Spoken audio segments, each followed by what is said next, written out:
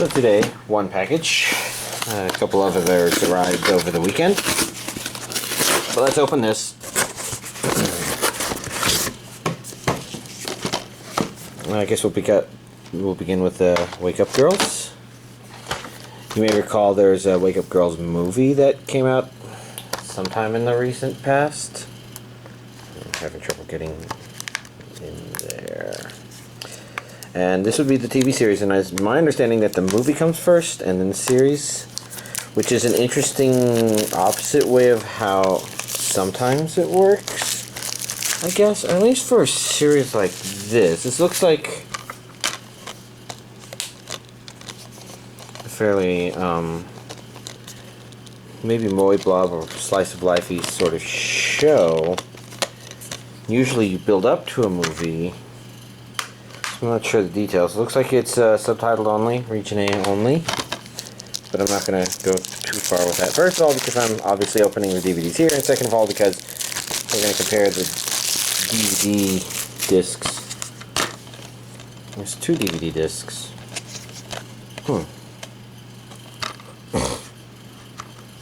12 episodes on 2 discs. Interesting. So the same applies to the Blu-rays. You can see the disc arts are the same. Just Blu-ray, DVD. Let's move these aside. We've got the second half of Garo, the animation. Season 1, Part 2. Which makes me wonder if there's a Season 2. I haven't checked too carefully. Region A only. English dubbed, like the first season.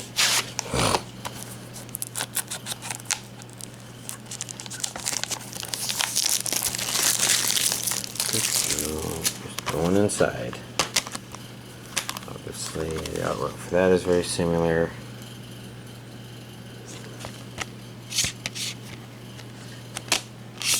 Simple discs. 2 DVDs. 2 Blu-rays. I can't make out what to think about that person inside there. Let's actually do this one next. We've got Absolute Duo. This one's regions A and B, dubbed. Which is not surprised. It's Funimation, and I think Garo was kind of before Funimation's latest make everything regions A and B, which I think is a licensing deal or something like that, which is cool for European friends, because I think they're mostly region B people. Don't know what to think about the series itself, because obviously it's just a title whose name I don't know. That character wasn't on the front, so there's some sort of blonde-haired character in there. Lots of swords. Don't know if it's good or bad. And then of these, I think Barakamon is kind of the most notable of these releases. Regions A and B, English dubbed. All I know about it is there's lots of gifts from here, from this series, and it looked like talked about a good amount, and that's why it's kind of notable, because this one I have actually heard about, and so I have been curious about. Okay, there we go. That says Barakamon like that. Kind of hard to read the text on the side, but if it's like every other Funimation release here, then we've got 2 DVDs and 2 Blu-rays.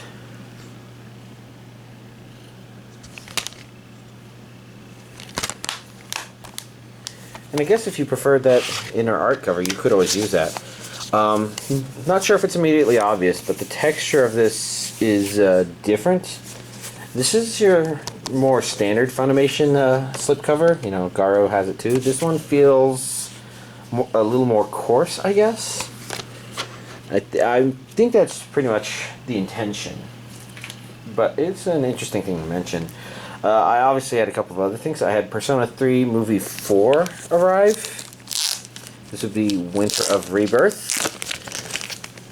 And this should finish it. My brother's actually the one who's been watching it, so he'll say for certain. So, finale event, Reader's Theater script. Then we've got this. It looks like one of those, what's this? This looks like one of those, neato poster board-ish thingies.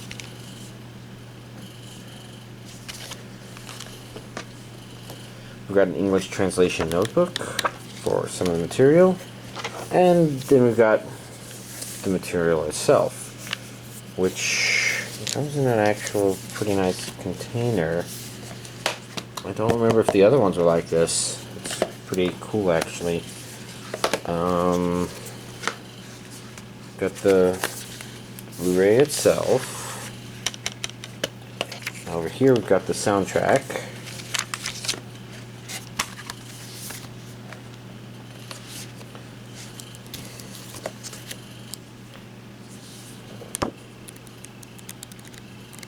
Various neat things. And then we've got this kind of postcard. It feels a little thinner than the others. Maybe it's just the two things in there. But since I've been lazy, I'm not going to open it, as usual. I do think we want to turn it this way to put it back in the plastic. So I think they've done a lot to make it where the plastic is more reopenable. Like the sticky part is up there instead of down here. So all I have to do is make sure there's a right side up. The reason I want to put it on here is because it's the best way I have for holding all these material together, I guess. So that means I can do this, slide it in.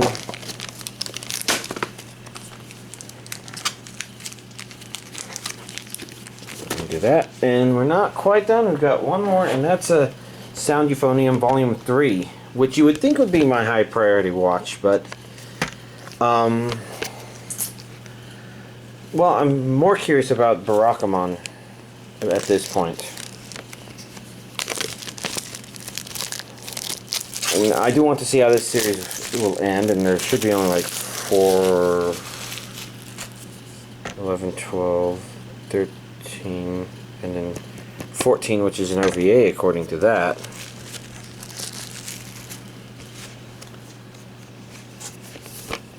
Already lost track of which side I something the plastic off of.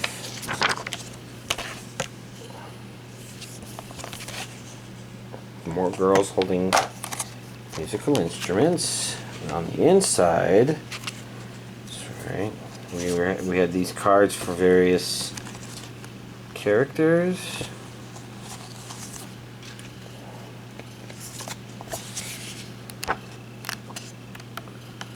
Neat little art booky insert. We have a picture. Another one here, but that one's a little trickier to see. We've got Volume 3. Let's see, can I find the DVD symbol or Blu-ray symbol? No CD this time, but I think that's expected because that's consistent with the previous 2 volumes. It's unfortunate, but I guess maybe getting the music for this one was a little more complicated.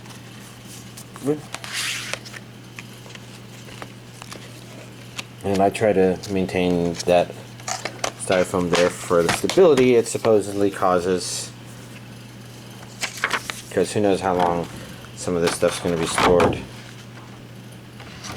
Let's see, I bet it's going to be easier for me to enter this first, then slide this in with it. Alright, well, sweet and simple. This week's anime DVD collection update. Feels like it's been a long week for some reason. I think I was still watching this, saying it was kind of going to a neat build-up, trying to evaluate whether or not it would end in a way that was kind of satisfying.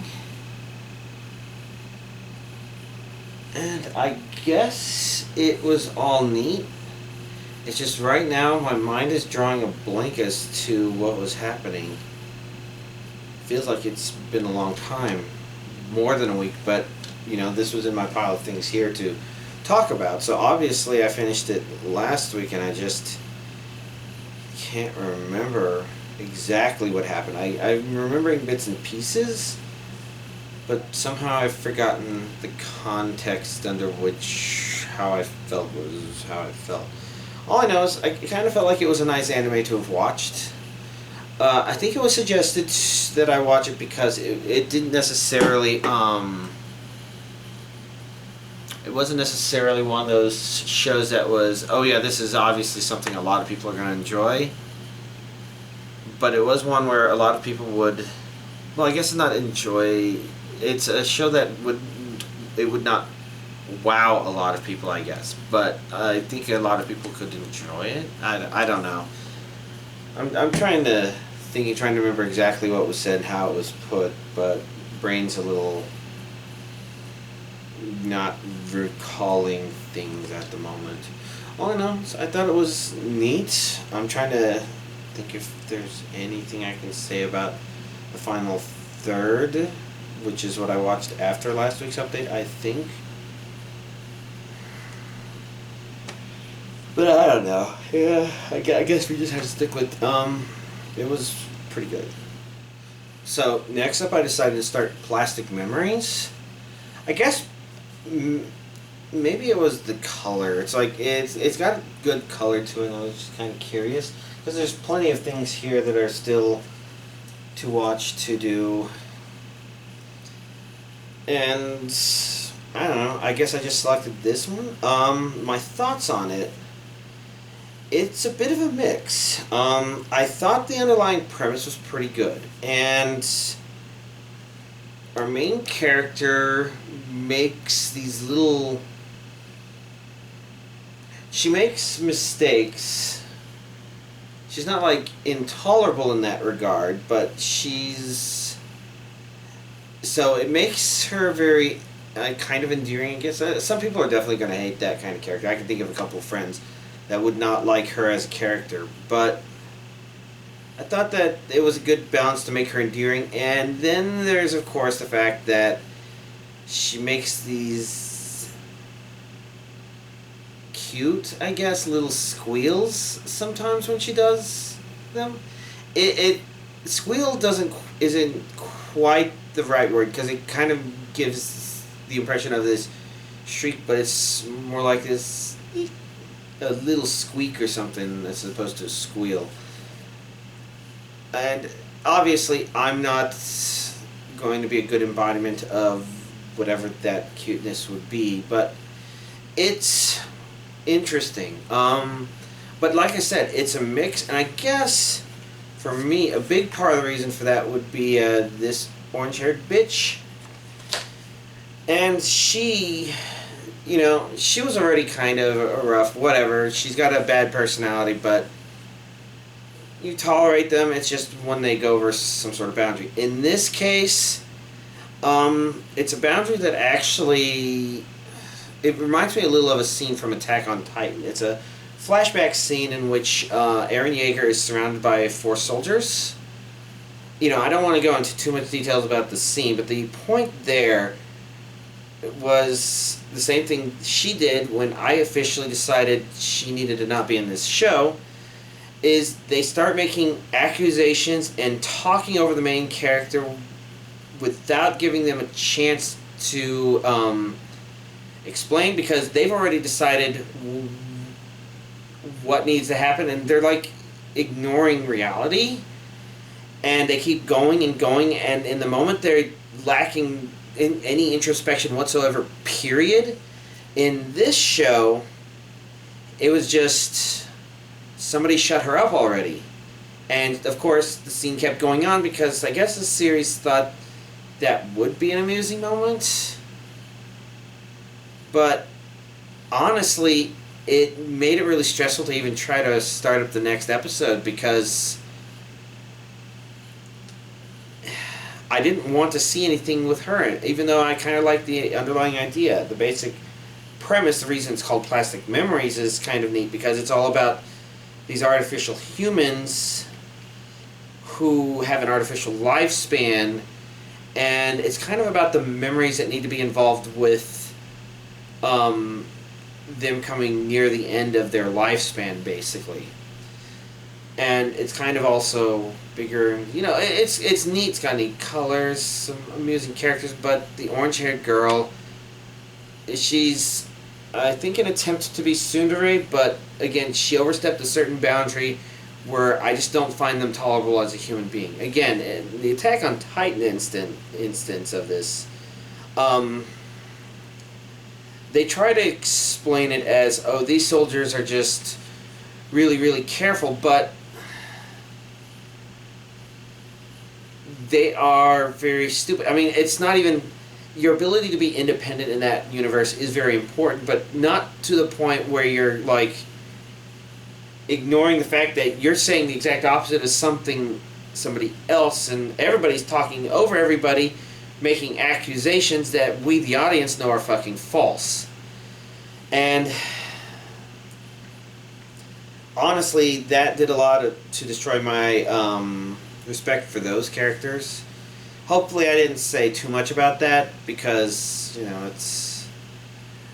I wouldn't call it exactly a surprising scene, but you kind of understand what's going on, what's happening, and you'll probably feel similar frustration, and for me, it's an intolerable kind of frustration. It's like somebody who is driving on the road, and they suddenly realize, oh, I meant to take this right turn here, and they just turn right and cut across a bunch of lanes of traffic. It's like, how can you be that ignorant about your own behavior? I mean, it's not even whether or not. There's plenty of people that are. I'm pretty sure lots of my subscribers are. I'm pretty sure I am in ways that even I don't know, and I kind of accept the fact that there's going to be limitations there. Well, that there's going to be examples there, but there's limitations where it's like, if you don't know, but you know you're going to be on the right, you're going to be making a right, you should be in the right lane instead of greedily trying to pass as many people in the left lane as you can, like some sort of mindless zombie. Are you even human at that point? I would hope so, but there's a part of me that says it's counter to everything I understand about being able to predict what you're doing, and for this to have a character that sets me off like that, you know, I mean, it's not even as... It's worse than when, oh yeah, this anime thinks it's funny when people get punched all the time. And they're clearly in pain and not liking it. They never deserve it. You know, it's worse than that for some reason. But it's a mix, because there's that one part, and then there's her just being the usual eye-rolling, what a bitch moments. Just... she keeps being judgmental, and it's pretty clear that the real idiot in the room is her. Things like that. And then there's this really neat concept that I'm interested to see where it's going to go and what it's going to do.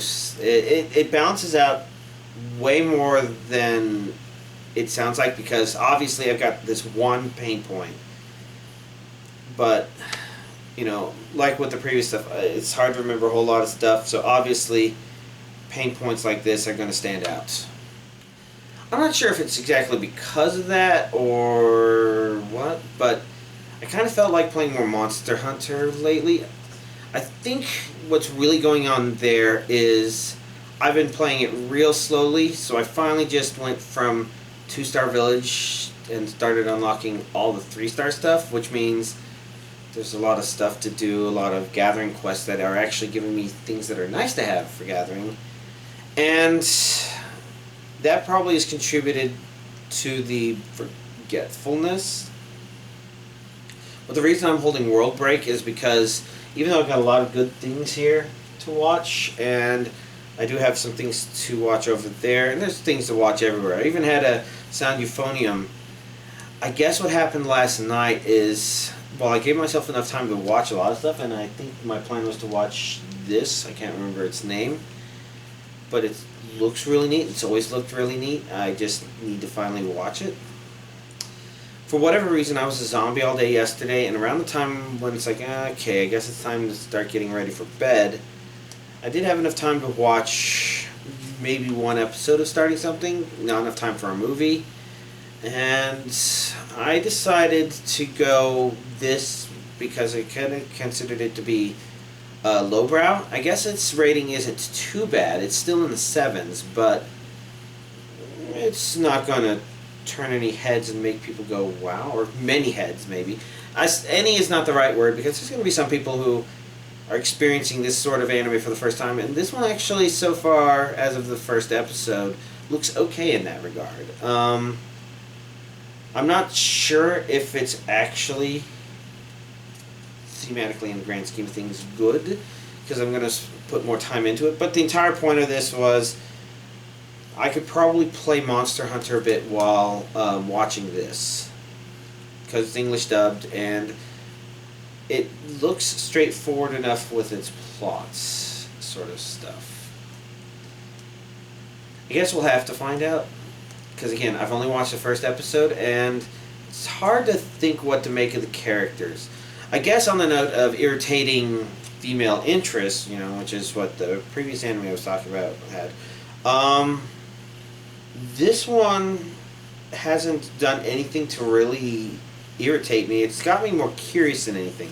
Pink-haired girl here kind of begins with the waking up our main character that she doesn't know sort of move, but her behavior in terms of why she approached it that way seems a little off character with how she's behaved afterwards. And I guess a large part of that is this anime has to do with people who had past lives, and in a past life she was main character's sister, and so she's treating him very differently. She definitely has a bit of a snobby attitude problem, but it's less like, I guess not all of you will have watched Freezing. But the main blonde-haired girl from Freezing is this royal snobbiness, I guess they think. It's like, the royal we are better than all of you. We don't need to be partners with anybody. We'll do it ourselves, or something like that.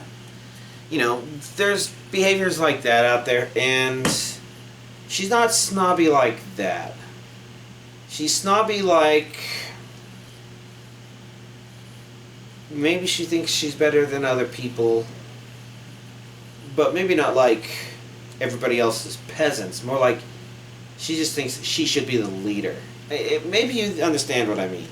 And as for other characters on here, dark-haired girl has just been really strange and mysterious. So I guess in that regard, first episode, it looks like it's not relying on any crutches that would be considered my pet peeves, I guess. All that stuff tends to show up later in a lot of shows, you know, after they've established things. But I have to give it props for having me kind of pondering what exactly to make of these characters. Now, that doesn't necessarily make a good anime, but I think it's a notable thing to bring up.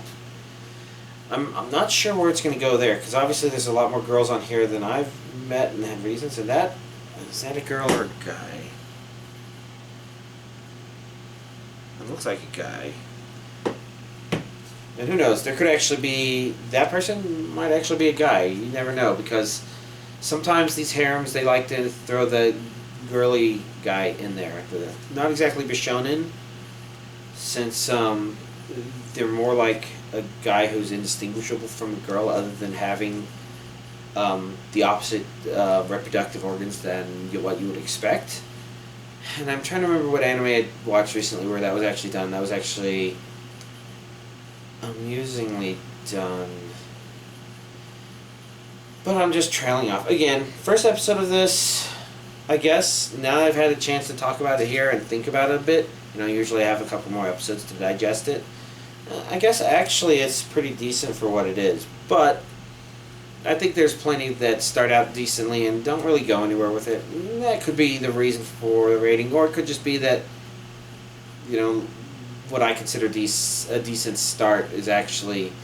Well, do I think it's a decent start? I'm not sure what I think about the main guy yet. He feels a little of that combination that some people make of weaky, but he doesn't feel as much as others. I'm just making up words now. I should probably just end it there. Interesting start. Outside of that, obviously, like I said, Monster Hunter stuff. I guess really not much else. Even these projects are kind of starting to fall behind a little bit. I guess I did have a chance to rewatch the first the first 9 episodes of Attack on Titan. Basically, I was showing it to a friend and his mom. The and his mom part is maybe the key there, because I think Attack on Titan is kind of compelling enough that it's not exactly edgy. It's not like something like I think Parasite is slightly outside of this boundary, but there's shows like that. I think Akame ga Kill might be an example where there's darker themes introduced into it, but sometimes it doesn't feel like they necessarily needed to be in there. And Akame ga Kill is probably a really good example of that, because that one could be like many other battle shonens where characters didn't have to die. It's just this one decided they had to, and it doesn't necessarily feel like all of that was happening for a reason that's just compelling in terms of an overall story. Whereas Attack on Titan, there's definitely edgy stuff in there in terms of just the violence happens. I mean, you know, the events of the first episode are supposed to be kind of something. But the entire point I'm trying to make is that in that instance, you kind of understand that the reason things are that way is because they're doing a really good job of setting up our main character. And the truth of the matter is, it works out really well because it actually builds upon the scenario and the situation a bit better. Because it all contributes to the story that it's telling, and beyond that, it's not very dependent on anime memes in terms of finding entertainment value. A lot of the memes that it plays with are kind of more standard stuff that people who aren't anime watchers, and I'm pretty sure lots of people have said similar things to this, because a lot of people have watched Attack on Titan, and I think it bled out into a lot of non-anime watchers, and people probably speculated the same thing.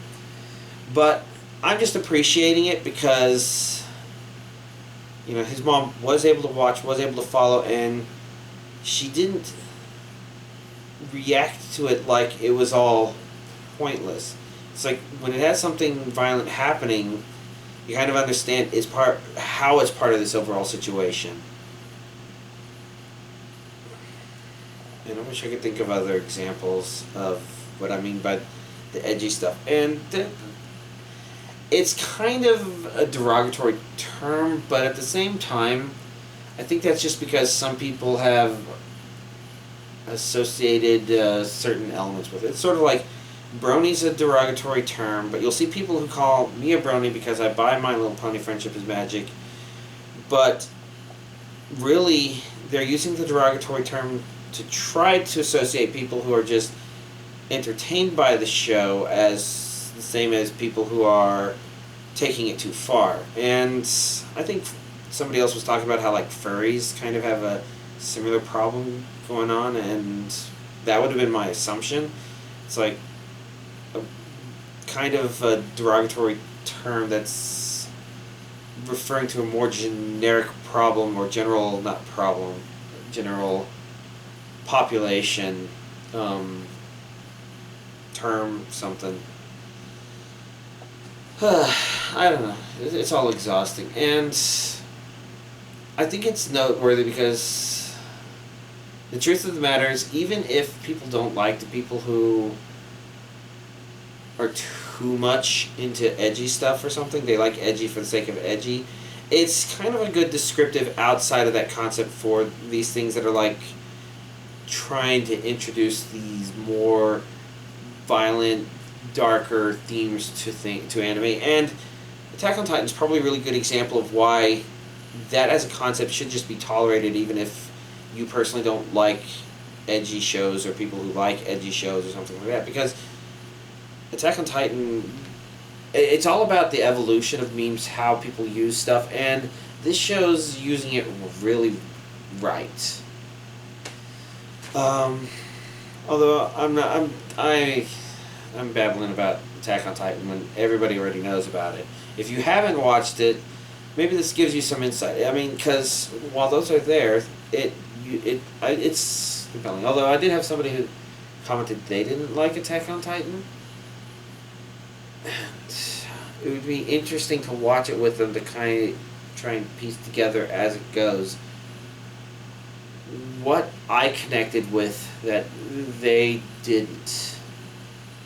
But, oh my god, that sounds exhausting. For now, just Monster Hunter Generation Z. Because outside of that, I don't know that I have a lot of other plans to do stuff. Hopefully, I get back on track of taking care of this stuff. But I guess the first thing I need to do is probably get some rest and relaxation, maybe? I don't know. I'll figure it out. Y'all, have a nice week.